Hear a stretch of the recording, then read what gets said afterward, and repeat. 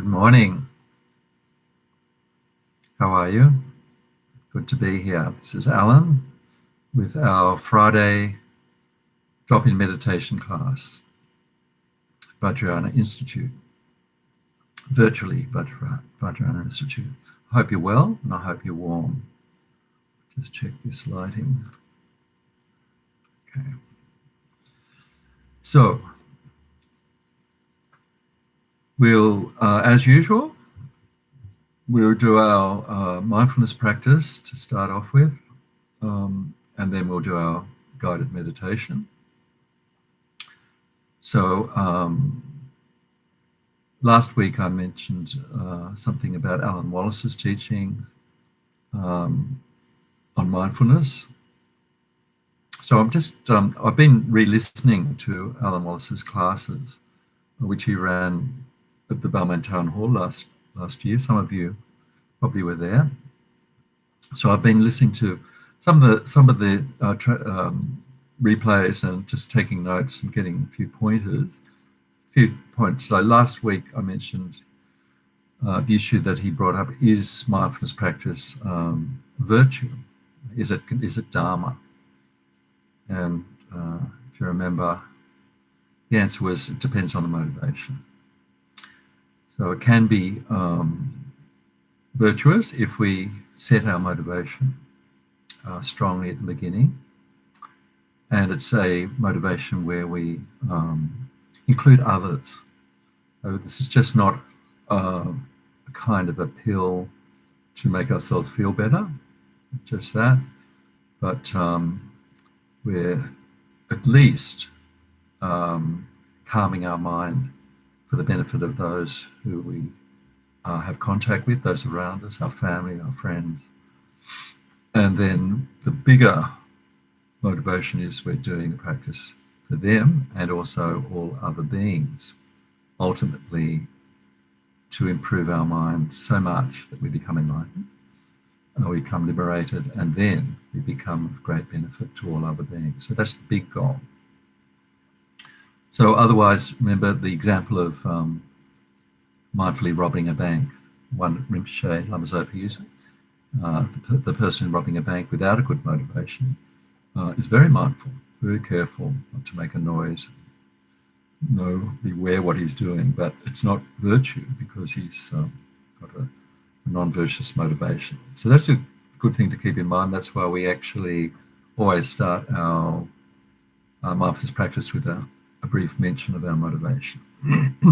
So the next class, Alan Wallace is talking about what happens if we're doing our mindfulness practice and negative thoughts come up. Negative thoughts come up. Could be that we're trying to focus on the breath and these negative thoughts keep coming in. And negative thoughts, example he gives is thinking of someone we don't like and thinking the thought, oh, I wish they'd just dropped dead. That's the example he gives. So a thought that just pops in, and we can see that it's a negative thought. Is this bad karma? Is this negative karma? So Alan says, if you're just witnessing something like a car accident, just watching it, then you're not involved. It's just you're just mindfully watching what's happening. So there's no non-virtue there. So these thoughts that come up, if we just watch them dispassionately on the side, there's no non-virtue. It's just watching. We're witnessing. It's not itself negative, not an affliction. So he distinguishes that from if we have this negative thought and then we give it some energy. Oh yes, I would like to see that person gone, or some harm.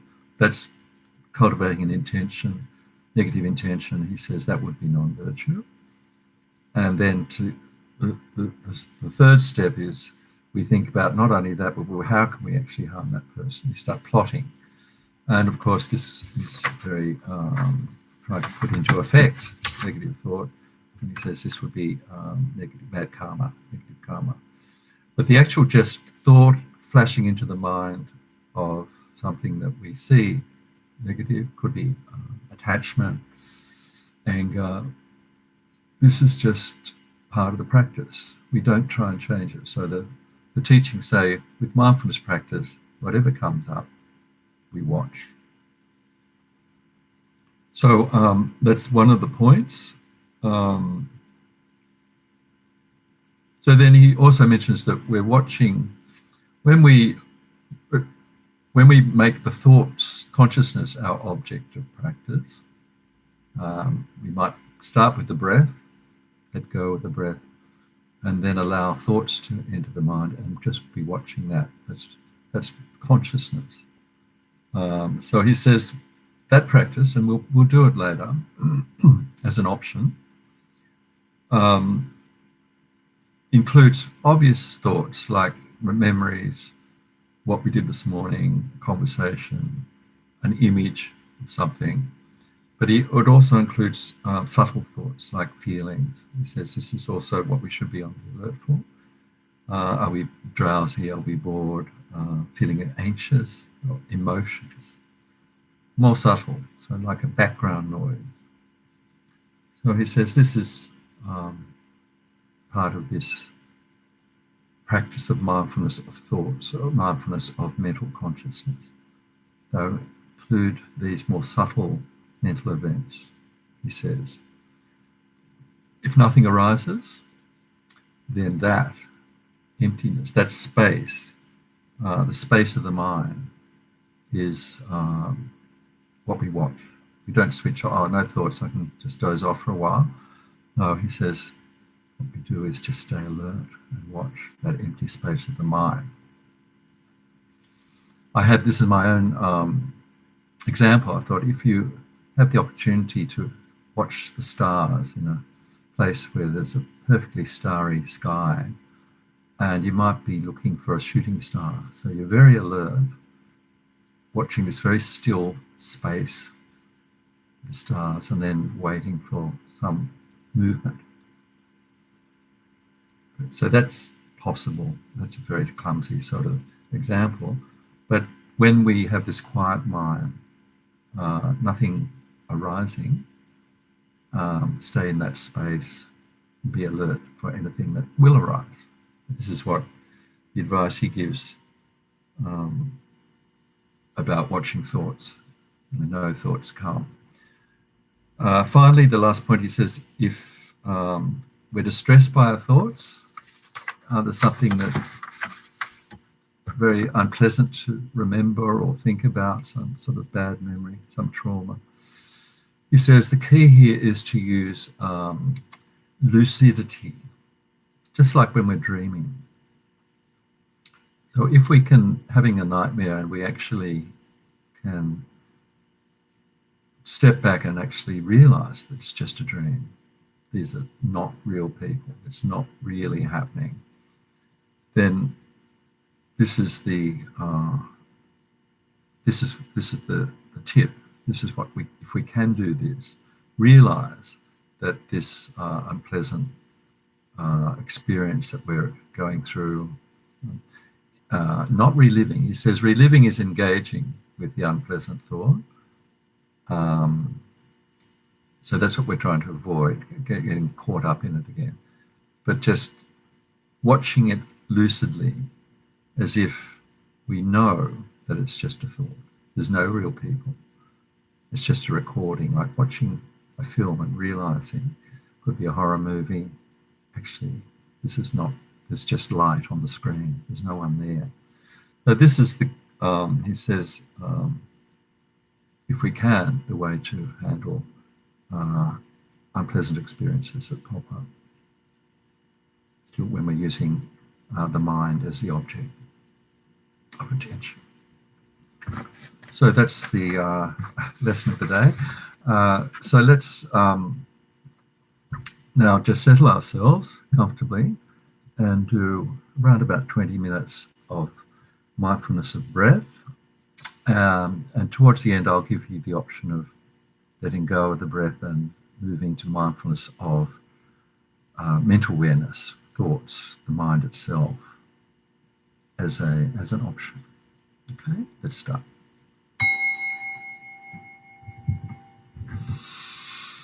Getting comfortable now. Feeling our awareness entering our body and mind now, letting go of the outside world, outside sensations, what happened this morning, the busy world out there, sense of letting that go.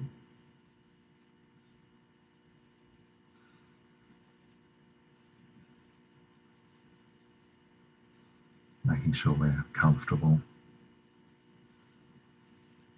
It's either sitting, chair, floor, lying down. And now we just start with our motivation, checking, putting our mind in the right direction. Usually the best thing to start with is some gratitude, a feeling of thankfulness.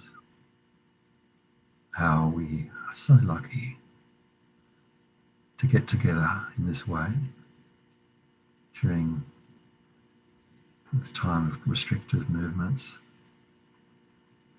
We can still do our practice together.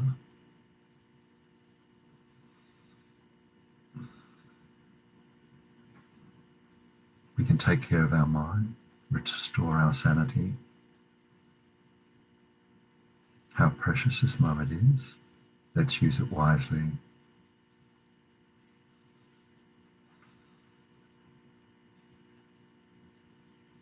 Remember our motive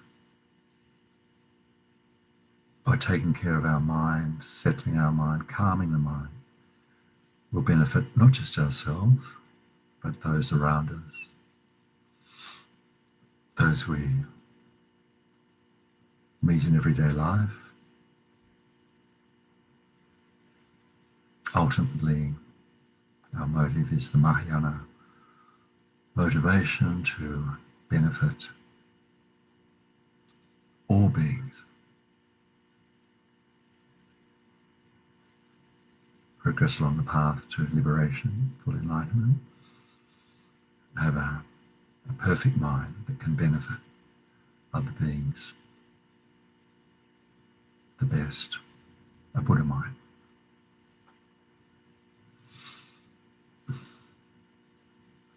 So now we just come back into the body, scanning the body, checking for any tightness, holding on. The upper body first, the neck, the shoulders, the fine muscles around the face. The eyes can be closed or just gently open, gazing ahead.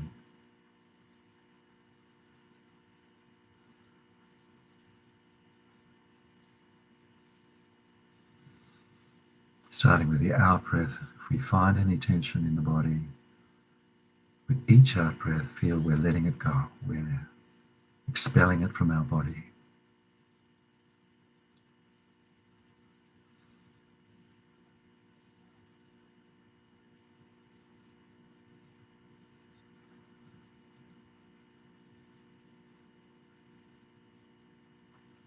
As we relax more, the body becomes heavier. Become aware of gravity, gently pulling our body into the earth and surrendering to that, letting go. Time to let go.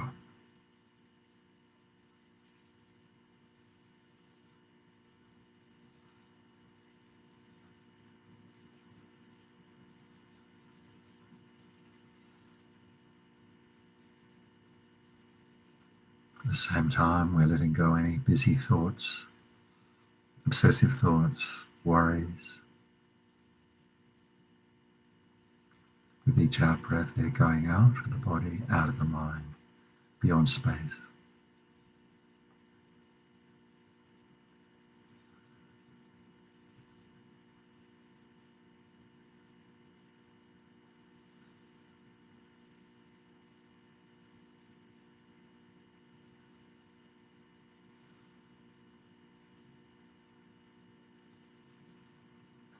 Now we're giving more attention to the breath, watching the movement of the body with each breath in and out.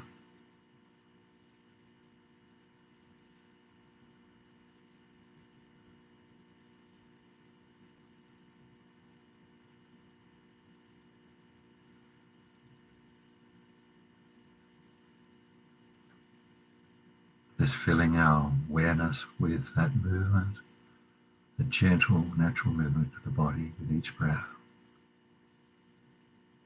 You just stand aside and watch.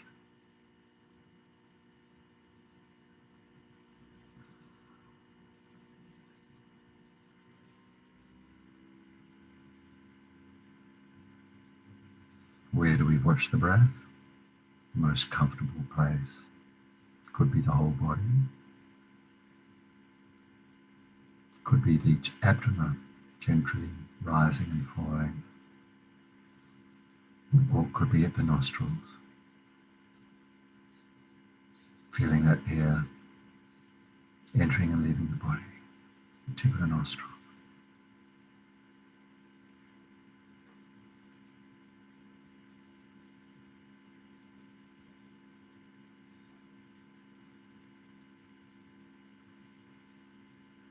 So easy when we find that comfortable place and rest our mind there.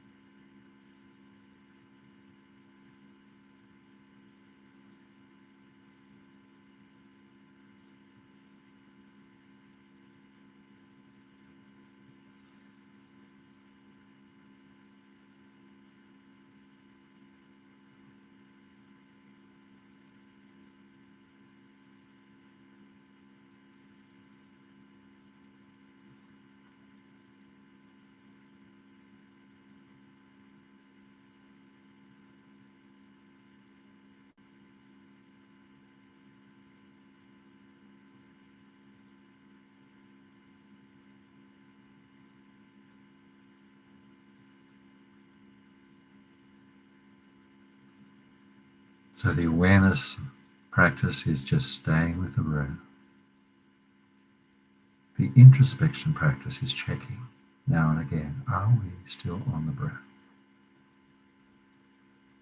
Checking, monitoring. When we find we've left, gone away, we notice that. Gently let go of that distracting thought. Just a thought.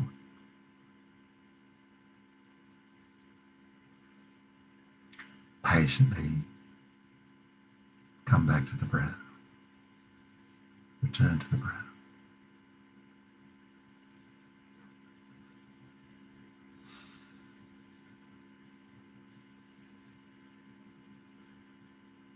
No matter how many times we need to do that, that's the practice.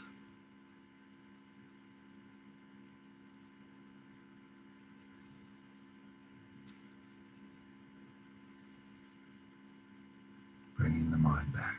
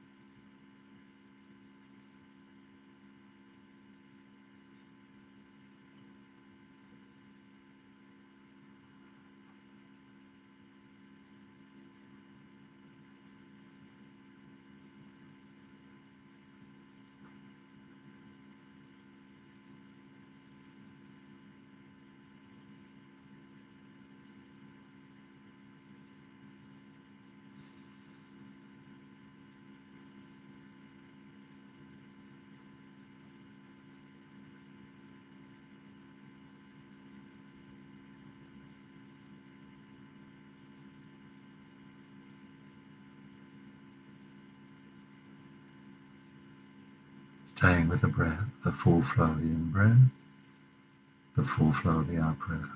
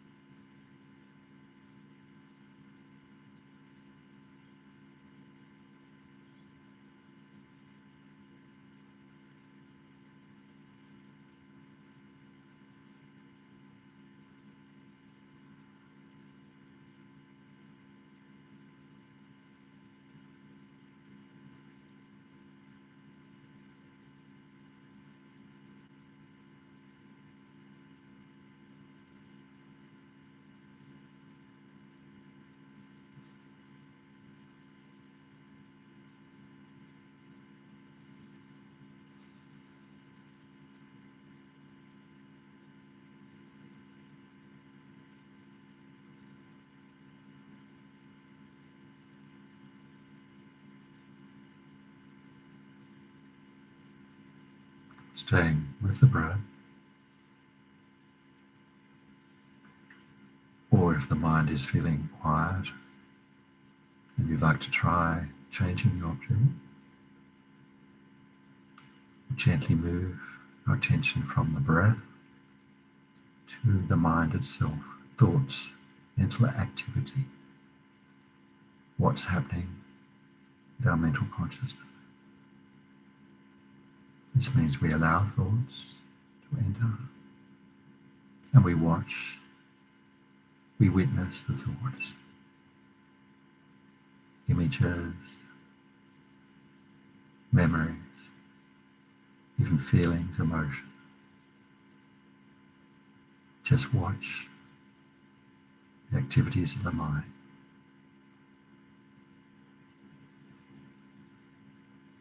Could be an unexpected thought, unpleasant, pleasant, whatever. You don't engage, don't judge. Just see it as a thought and let it pass.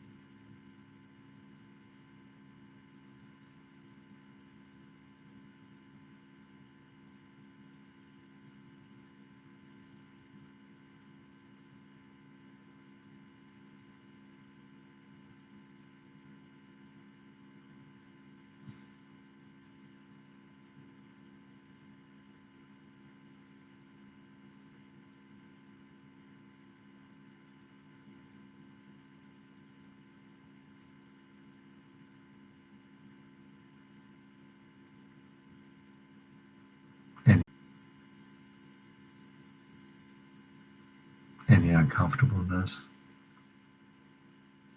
any tension, just come back to the breath. Any tension, just come back to the breath. Come home to the breath.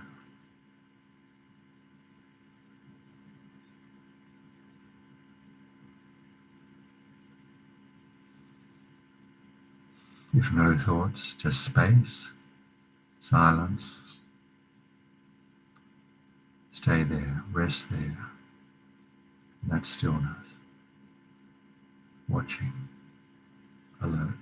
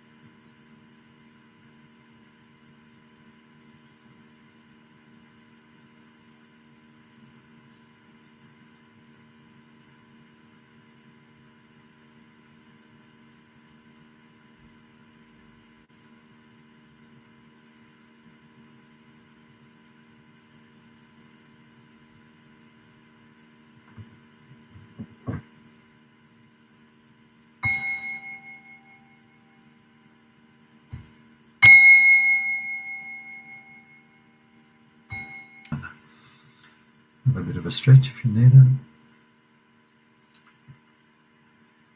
A sip of tea, water.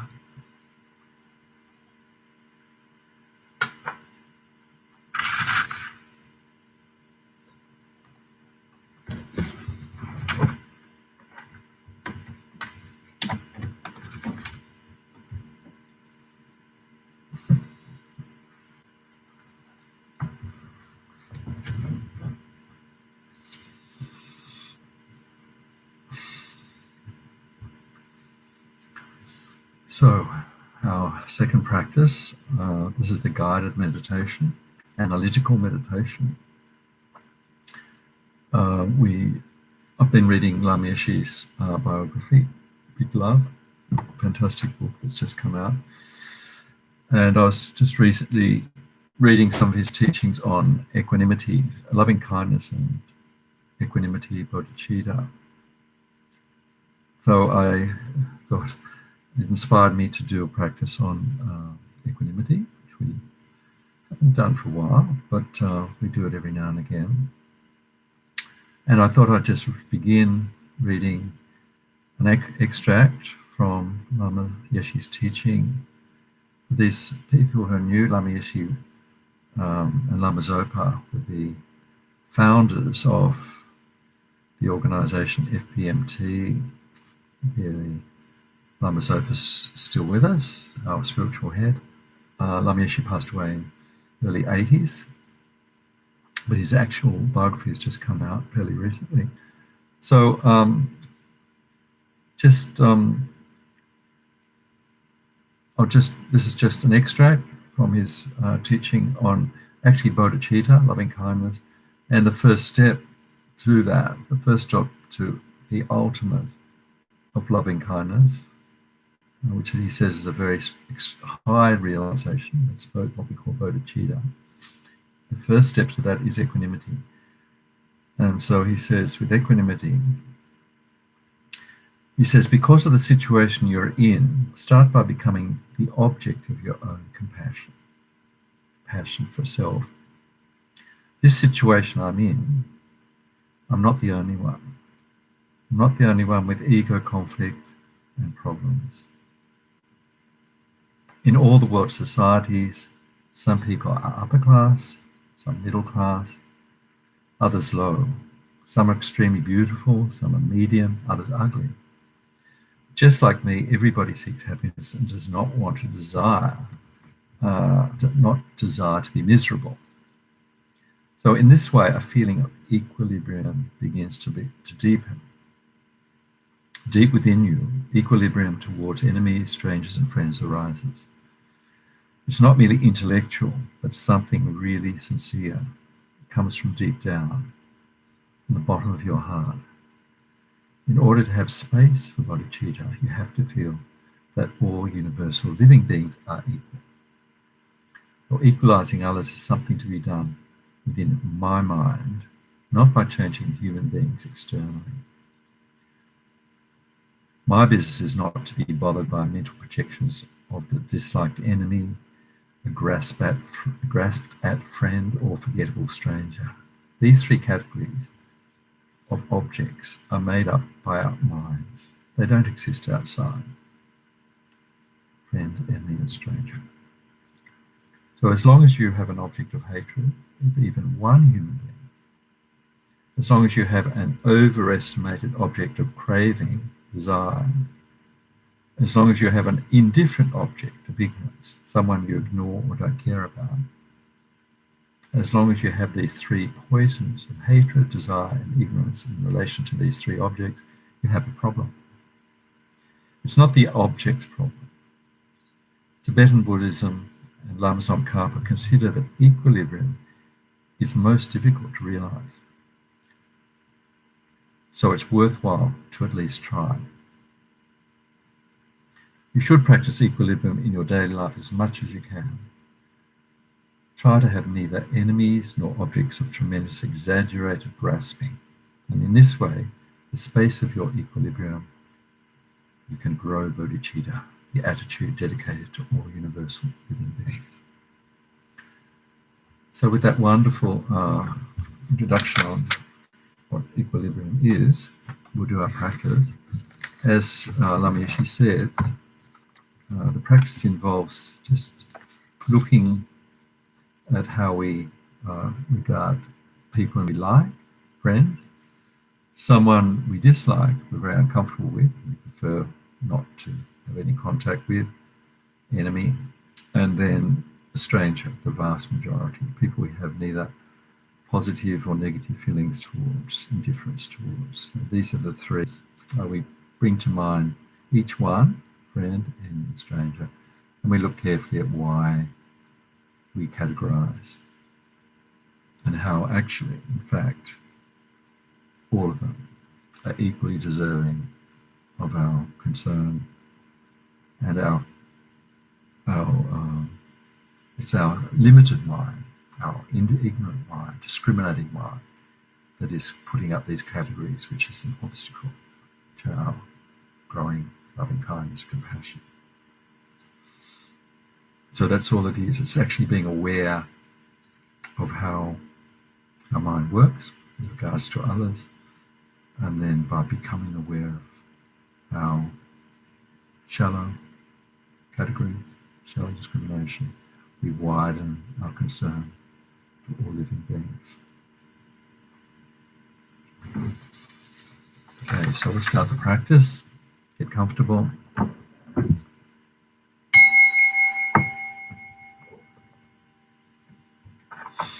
We start always with the breath,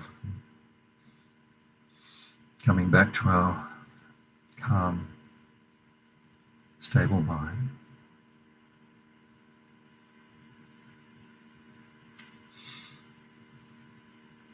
Comfortable position.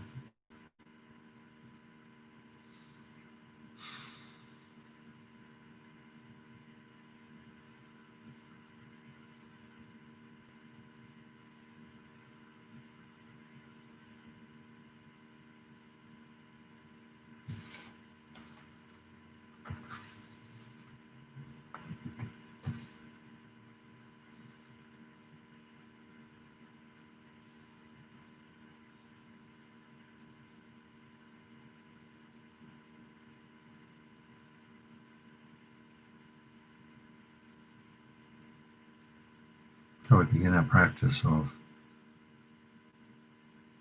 equanimity.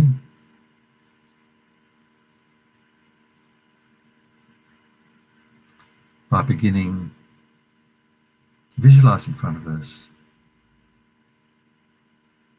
a friend, an enemy, and a stranger. Starting with the friend, someone who we feel very comfortable with, a loved one,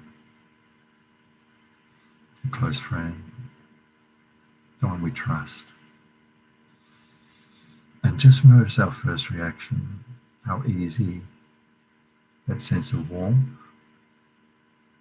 how easy it comes. Allow it to arise.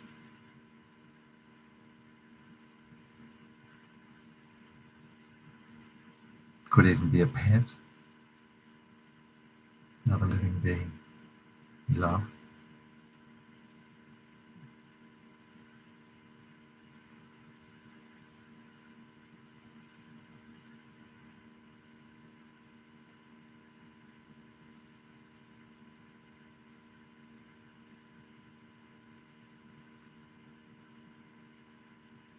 Next, we visualize someone the opposite. Someone who, as soon as we think of, we feel uneasy, uncomfortable, the difficult one. And just notice the reaction in our mind when we bring that person into our mind. That person could be a relative, someone we've worked with, a neighbour, someone we'd rather avoid without getting caught up with reasons. Just note the feeling. It's a difficult feeling, uncomfortable.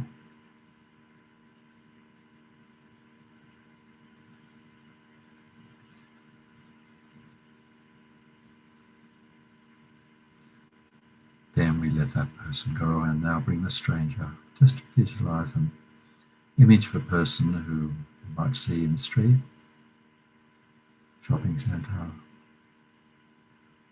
someone we have no particular contact with, no particular like or dislike.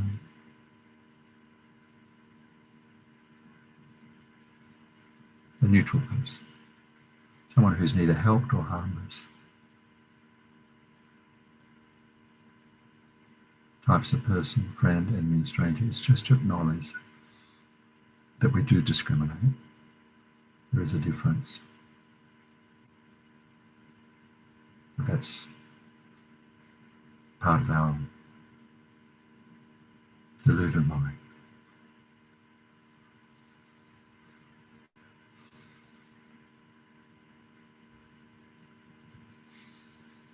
What they do or don't do for us at this particular point of time.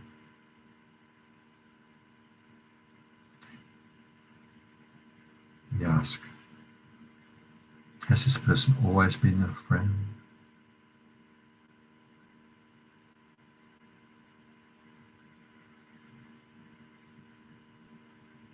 The stranger has, over time, become the friend, the cherished one. So there's a changeability, impermanence in this relationship. Can we imagine this person not being our friend? Perhaps saying something to harm us, hurt us.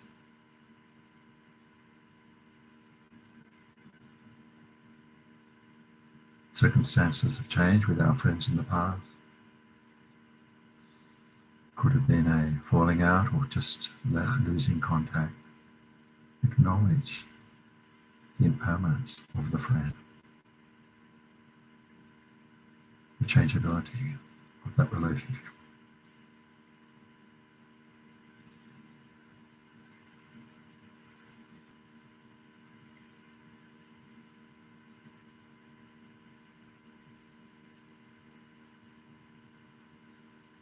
This enemy, person who's unattractive, has not always been our enemy. At one stage, this person we didn't know was one of the strangers in our lives.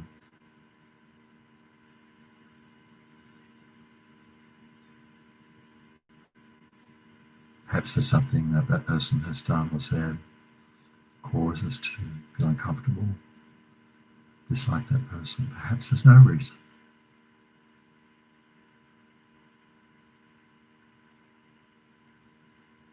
Can we imagine the situation changing? This person saying something very kind to us, doing something very kind for us. A word of praise.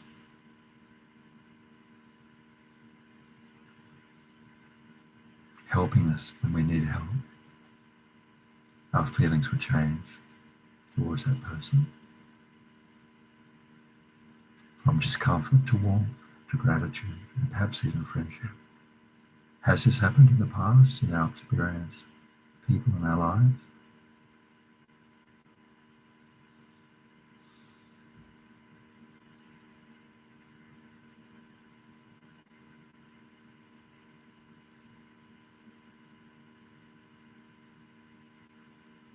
Remember this person who seems to be so uncomfortable and so much a definite enemy is somebody's loved one. Has seen someone as the most precious, the kindest. They can't be inherently an enemy. It's our mind. It's our projection.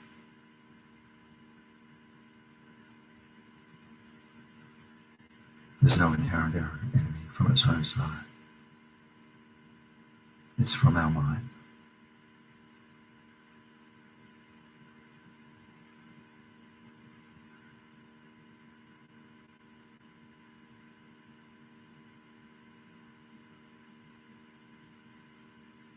Then the stranger the vast majority of sentience. This person in circumstances could become a friend by doing something very kind to it, saying something very kind.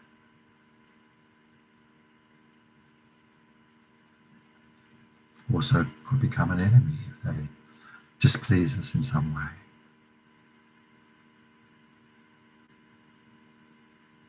There's no inherent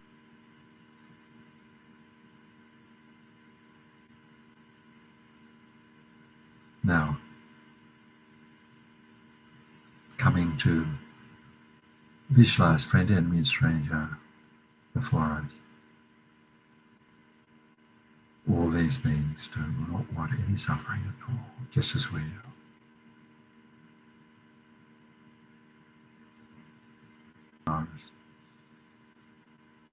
Just like us, all these beings,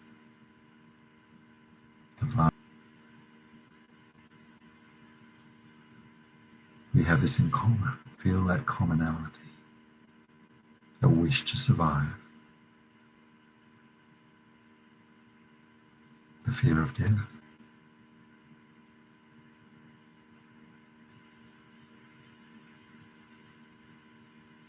Experience this feeling of commonality, common humanity, Lama Yeshe talks about.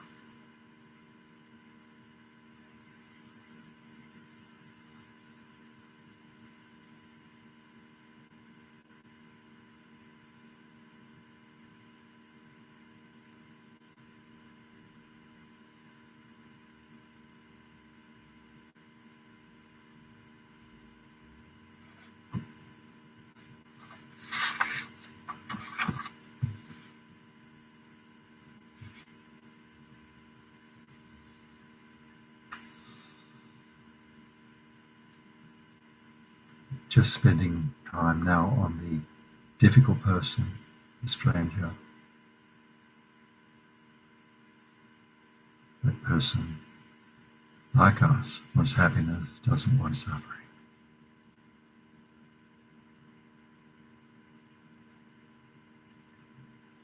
That person, in the Buddhist teachings, is said to be even more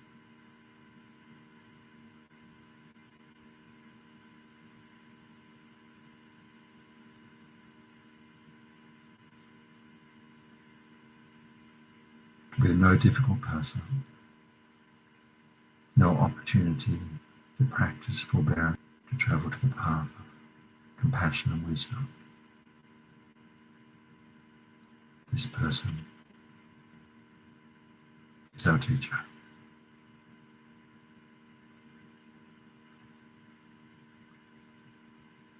Acknowledge this opportunity.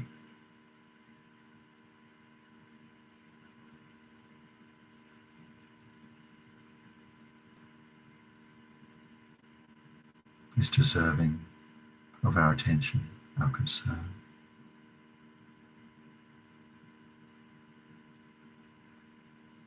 His teaching is patient. Sentient beings in human form.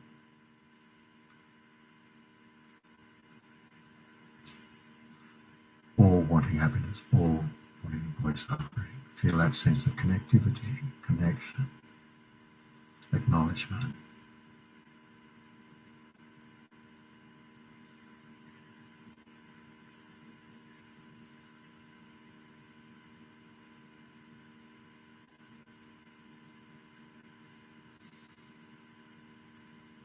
Acknowledging that friend, enemy, and stranger are mere concepts created in our mind, our deluded mind, our unenlightened mind. All Buddhas and Bodhisattvas see equal, all sentient beings as equal. Not permanent, they're changing. Acknowledge this, feel this.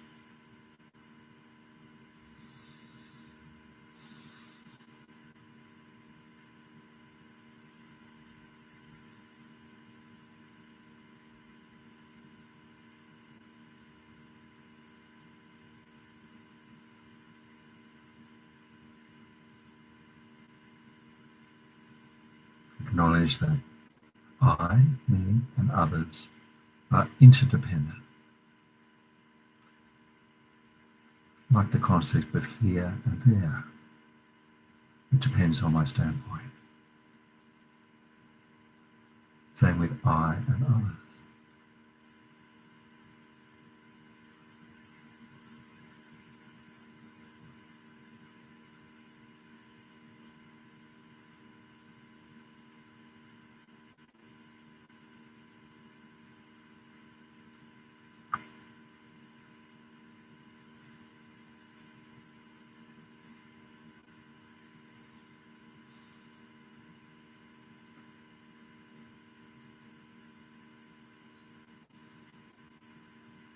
So now,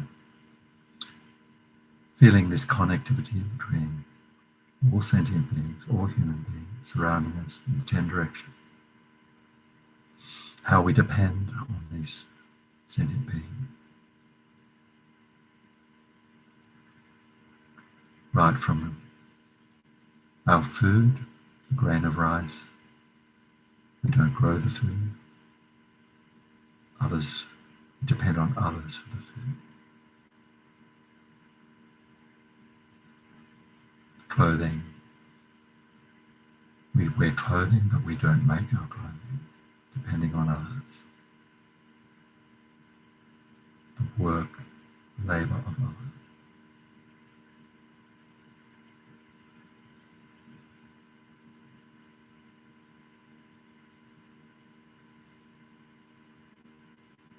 All the necessities of our life, food, shelter, clothing, transport, technology, acknowledge from others. Acknowledge.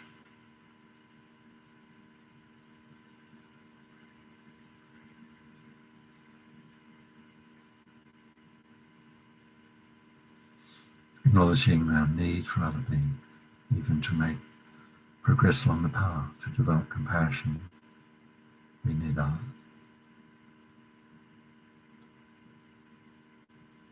Now we can just visualize sending out white light and good wishes to these beings equally, friend, enemy, and stranger. May you all beings be happy. May you all beings be healthy. May you all beings live in peace.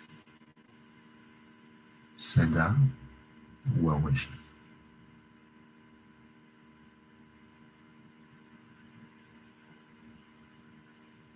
If we know the mantra of compassion or Mani Padme Hum, we can recite that as we visualize.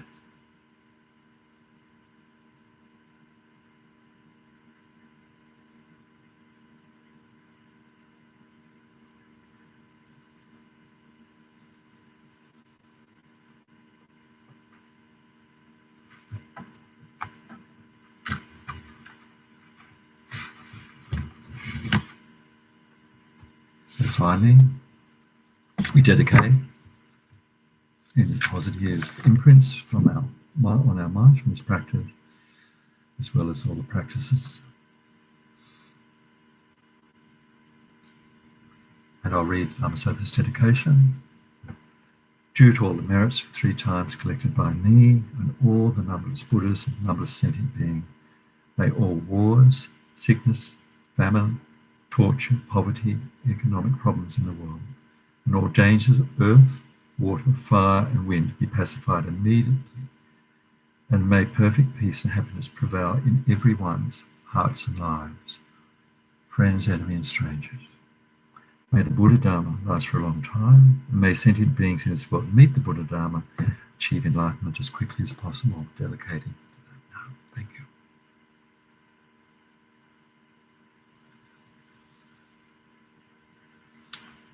Thanks so much for dropping in. Have a wonderful, wonderful day. Have a good week. And I look forward to seeing you again next time. It's next Friday, 10 o'clock. Go well. All the best. Bye.